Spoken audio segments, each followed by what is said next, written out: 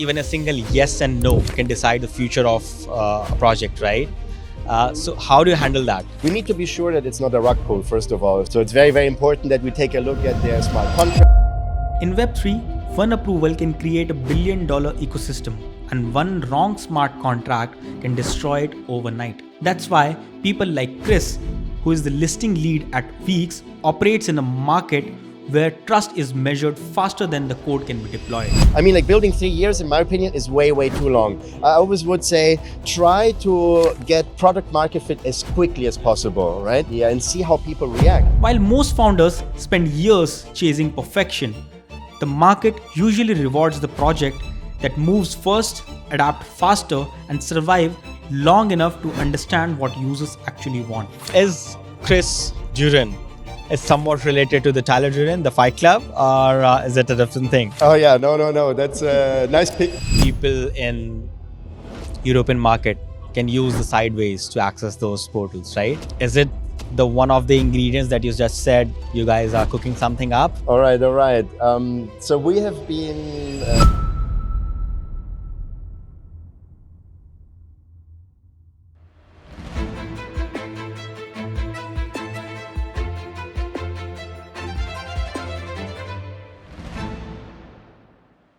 So first of all, Chris, how are you and how's your feeling over here?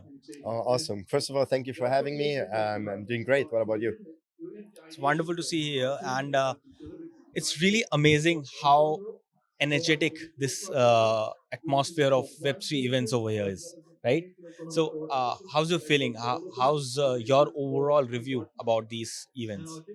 Oh, I mean, there's a lot of enthusiasm. I don't even feel the bear market, to be honest. I mean, I just came from Paris Blockchain Week 2 days ago, now here in Hong Kong. Next week, we'll be in Miami for Consensus.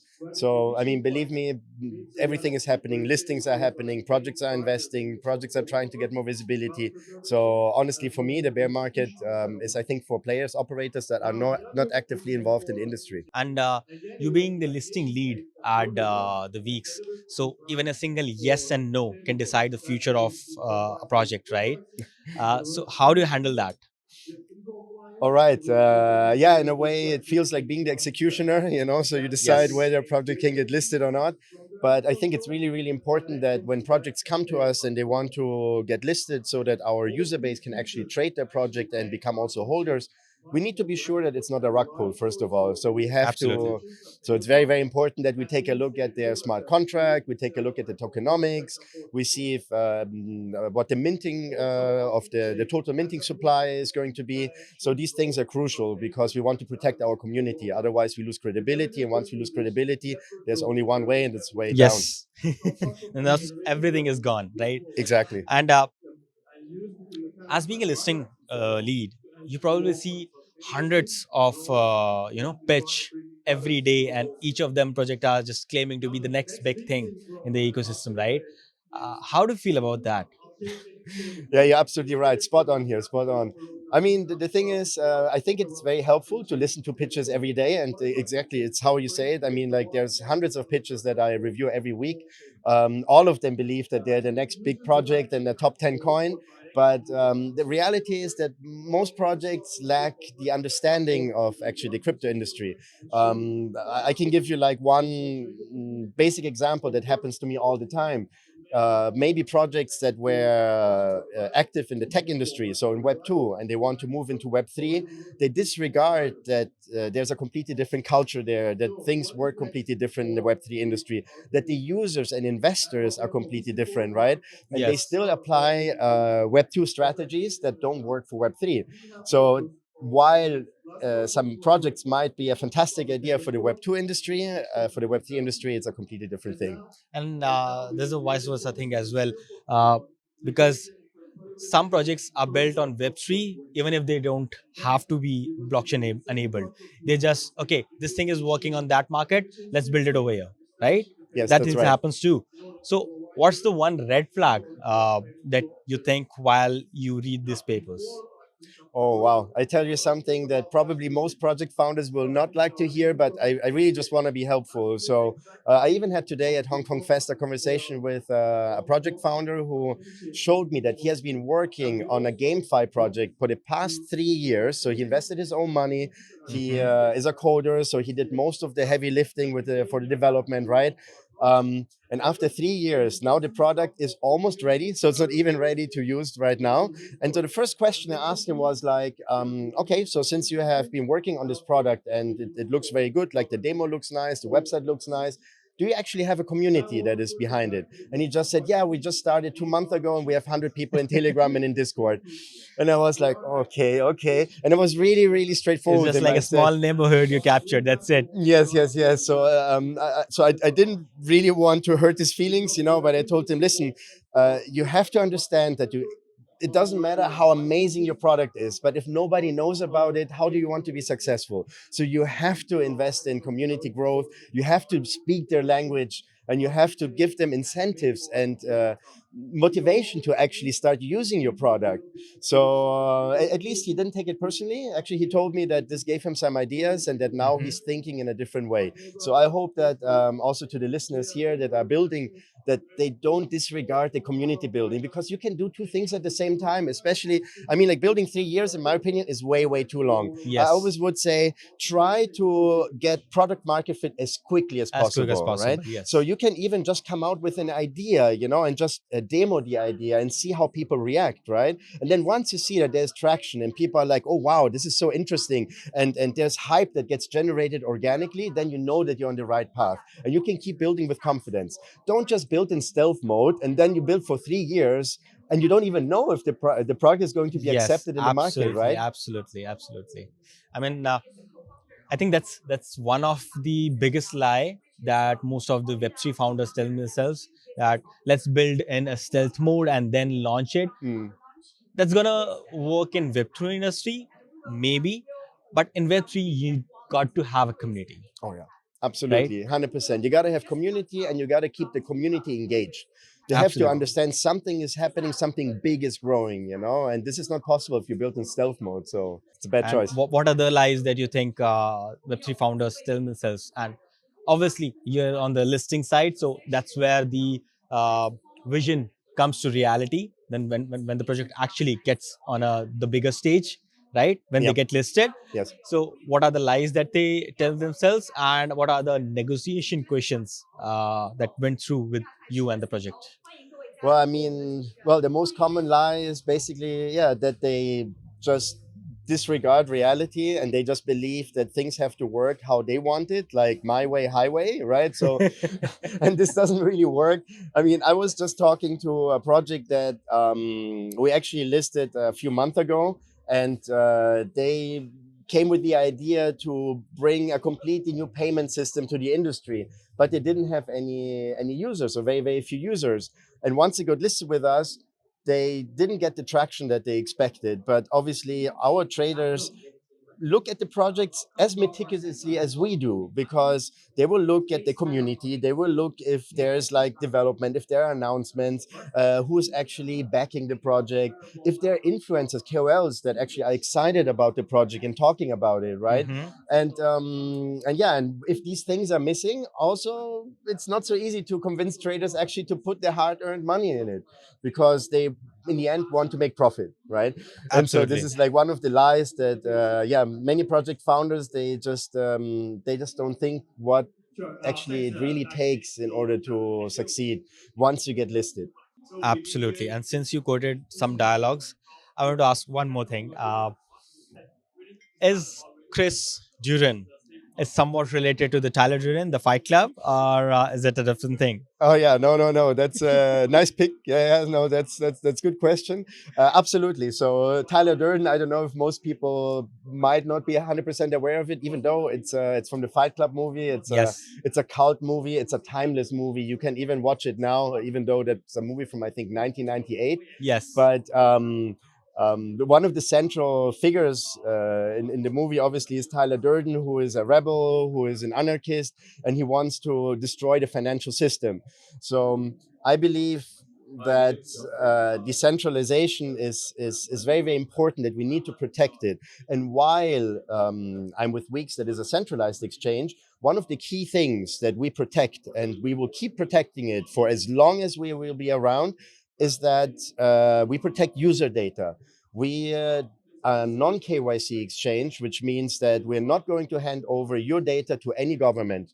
And obviously, we're already getting some trouble because of this, because governments want to get our user data. But we made it our mission that we want to protect the people that actually sign up with us, that trade with us. So this is one of the things, let's say, that also can be connected back to what Tyler Durden stands for, which Breaking is the system.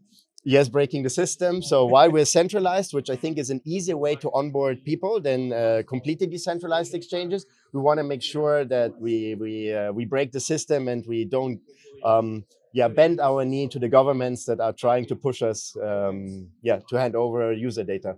I think apart from movie, Web3 is much more of not just breaking systems, but also building new infrastructure, right? Absolutely, 100%, 100%.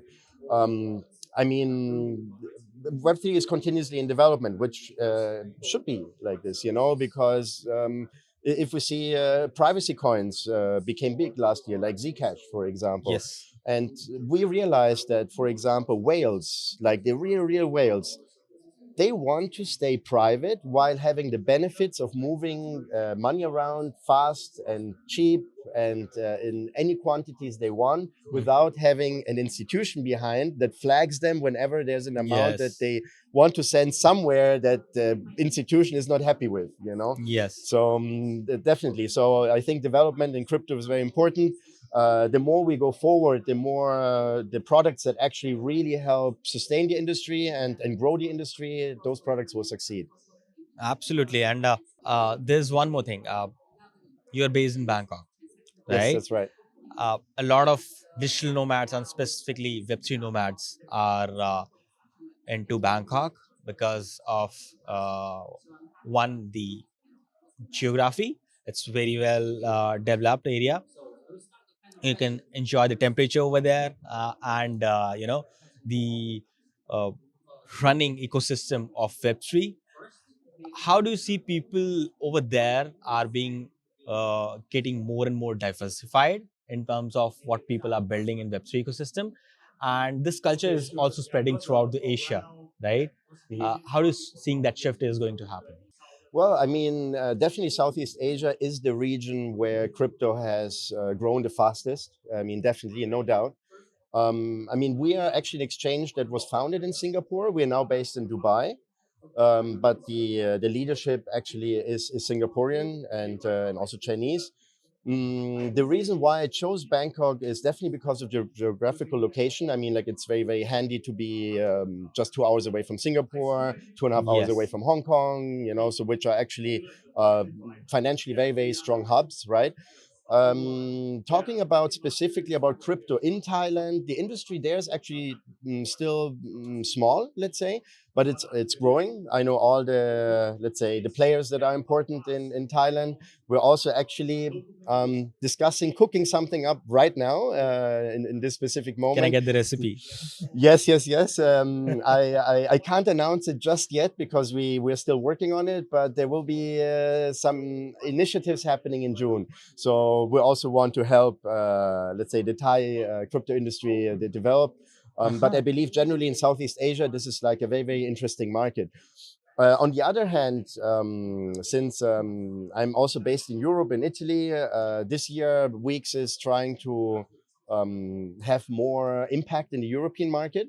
The reason why is that I guess you have heard of the MiCA license that all Yes. exchanges that want to operate in Europe have to apply for and have to have. Yes. So since MiCA license means you have to KYC your users, which means the government will have access not just to the user data, but also to the balances that the users have and where the users are sending their funds. So this will be like Big Brother monitoring exactly what's going to happen. And we realized that there's a very negative sentiment among professional traders, among big whales in Europe, that are just unhappy with this MiCA license and the regulations that came with it. So now this year, WEEX is trying to give an alternative solution to these traders and to these whales, because with us you can get signed up, you can be in Europe, no problem, just use a VPN and you'll be safe and your funds will be safe, and nobody will control you. So these are the two aspects. So Europe is one market that we're targeting, but Southeast Asia obviously is a market where, I mean, we became big in Southeast Asia, and this is a market where we're going to double down 100%. uh, One secret thing, you mentioned that uh, people in European market can use the sideways to access those portals, right? So is it the one of the ingredients that you just said you guys are cooking something up, or is it a different thing? Don't Well, give me the exact details. You can just give me the core ingredients. That's it. all People right, would all right. understand it themselves. Or with people that actually have a lot of impact in Europe. So we had some roundtable discussion with fantastic food. And we also had a side event with Avalanche. So obviously a very big coin, right? So the thing is, our spider net of connections are well spread, and this gives us a lot of opportunity to raise awareness where it really matters, like to really go into the trenches and find the right people that can then expand our brand and what we stand for in communities that matter in Europe. Absolutely. And let's jump back to what WEEX is about. WEEX has 1,000 BTC protection or something. That's right. Tell us more about that. All right, awesome. So actually, this was a very, very interesting idea that really caught fire, because our COO, Andrew Wiener, he's actually the person that has the most impact in this company. He made WEEX big as it is now. He actually was with MXC before, and he made MXC big. Yes. Then he left MXC, sold his shares, and he decided to make WEEX big. So this is also one of the reasons why we're the fastest growing exchange, because we have the right leadership with the right experience, with previous success stories in exactly the same domain, right?